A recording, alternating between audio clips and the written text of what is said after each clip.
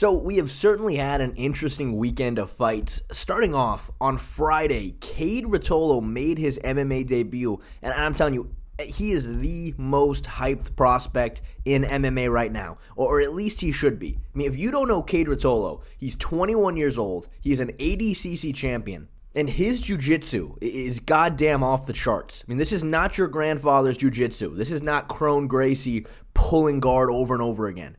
Kade has been training since he was 3 years old. His cardio is insane. It is just non-stop submission attempt, submission attempt, submission attempt. His wrestling is super high level. This guy will just jump on submissions. He will jump for your back. His grappling is brutally relentless. I mean, he once had a match with a Sambo world champion. He just put a pace and a pressure on this guy that I have never seen before. The fact of the matter is, you look at high-level MMA today, and the jiu-jitsu you see, it's a bit old school. I mean, even Charles Oliveira, who's probably the best representative of it right now in the sport, he's also my lord and savior. His jiu-jitsu, it's kind of old. But clearly, it's still effective. But there's a reason why when you watch the ADCCs today, guys aren't playing full guard. Yeah, it exists, but this is not the area people specialize in today. I mean, that was very 20 years ago. The style Kade has, it's mixing in really high-level wrestling with just non-stop submission attacks. And it is a scary style to come up against, and one that I think can translate to MMA very, very well. And I was surprised that the guy they gave Kade to fight, I assumed was going to be just a complete a real easy first fight.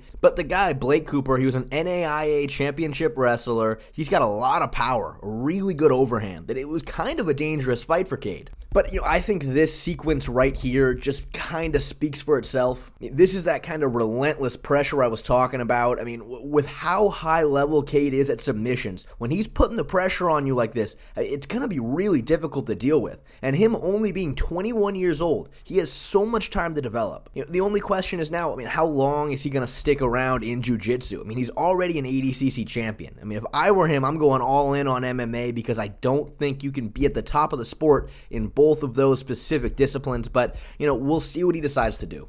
The only bummer is he's fighting in ONE FC, which, look, I like ONE. It's not bad, but it's just not the UFC in terms of talent. They have very good guys, but it's just not the same. At least I don't like it personally. But we move on to the UFC fight night, and of course, the fight of the night, this should be no surprise to anybody. Bruno Ferreira versus Dustin Stotlzfus. Now, Dustin, he went at him hard, but Bruno Ferreira, those overhands, he was timing them so well, and that spinning elbow, it is just the perfect attack to pair with that overhand. He landed both of them beautifully, but, it was some interesting foreshadowing because Jason Herzog, look, that fight in particular, that wasn't a bad stoppage, right? But the timing of the stoppage was interesting. Clearly he was out on his feet and it should have been stopped. But how did Jason Herzog know that? He had just stood back up as he was calling it off. Interesting foreshadowing there for what's to come. And then we had Raul Rosas Jr. And God, it's so insane to me how his grappling style is so effective at 19 years old. Ricky Turcios is not bad. He's not bad at all, and he's a 31-year-old grown-ass man getting wrestle-fucked by a 19-year-old. By the time Rosas is 30, I doubt he's even in this division anymore. There's no way. He's going to have to be at least a 145er. But the fight was super sick, a lot of transitions back and forth. Rosas' first back take was a little, his issue with it was he just fully committed to taking the back without having both hooks in. Turcios did a good job pulling one of those hooks out and was able to reverse the position, but it's an issue I see a lot of MMA fighters do. You can't fully commit to that back take unless you got it. But, the most mind-blowing part about all this was just the way Rosas was not respecting that choke Turcios was putting on him at all. I couldn't believe it. He was very close to getting that fully sunk in. And Raul just wasn't even fighting the hands. He was choosing to punch him from behind rather than fight the hands. That is not what I would have done. But they make it to the second round, and of course, I'm a little worried for Rosas because, we've seen before him go all out in round one and then fatigue really badly. But, he hung in there. He seemed just as strong round two as he was round one.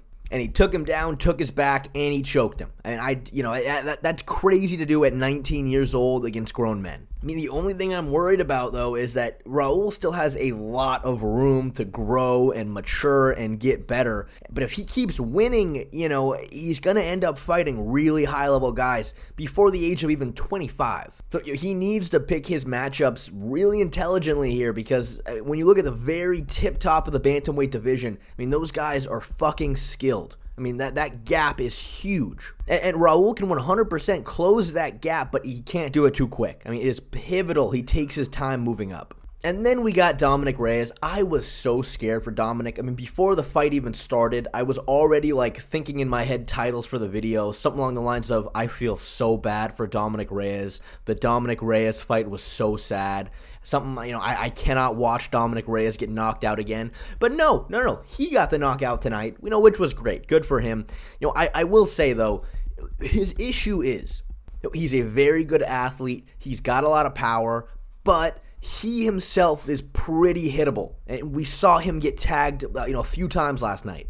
Luckily for Reyes, against John Jones, that risk isn't really there as much, which is why he can perform so well in that particular matchup. But you go against really heavy-handed strikers, which you're going to see a lot of at 205, and that is kind of why he has been knocked out quite a few times, and why, unfortunately, I think as he moves up the division, the knockouts might still come. You just can't get hit clean against these top-ranked guys at that weight class. But then we move on to the main event, Jared Cannonier versus Nasruddin Imavov. I swear to God I'm trying with the names. I'm not mispronouncing them as a joke like people assume. And yeah, look, you guys don't need me to tell you, that stoppage was pretty terrible. I mean, that was a horrible stoppage. I don't think that needs to get reiterated over and over again. To give Nasruddin credit, he was starting to take over the fight. He was starting to land cleaner shots. One thing that I was just super impressed with him was his willingness just to stand right in front of Cannonier and just kind of trade with him. I mean, he ate some pretty heavy shots from a guy with a ton of power. But he himself never seemed super bothered by it. He was finding his own timing. He was starting to put together really good combinations. And, look, me personally, I think if the fight didn't get stopped, we would have eventually seen Jared get knocked out. Honestly, I think that outcome was probably the best thing that could have happened for Jared with that matchup. I mean, now he kind of has that built-in excuse that fight was kind of nonsense. Which, look, it may have been, but Nasruddin was getting so comfortable. He was finding his range. He was timing his shots so well. I mean, I think that was the best possible outcome for Jared with the circumstances he was facing. And honestly, I don't mind seeing newer talent starting to rise up at 185. And as I learned from this fight, Nasruddin was born in Dagestan, Russia. So isn't that just fucking perfect?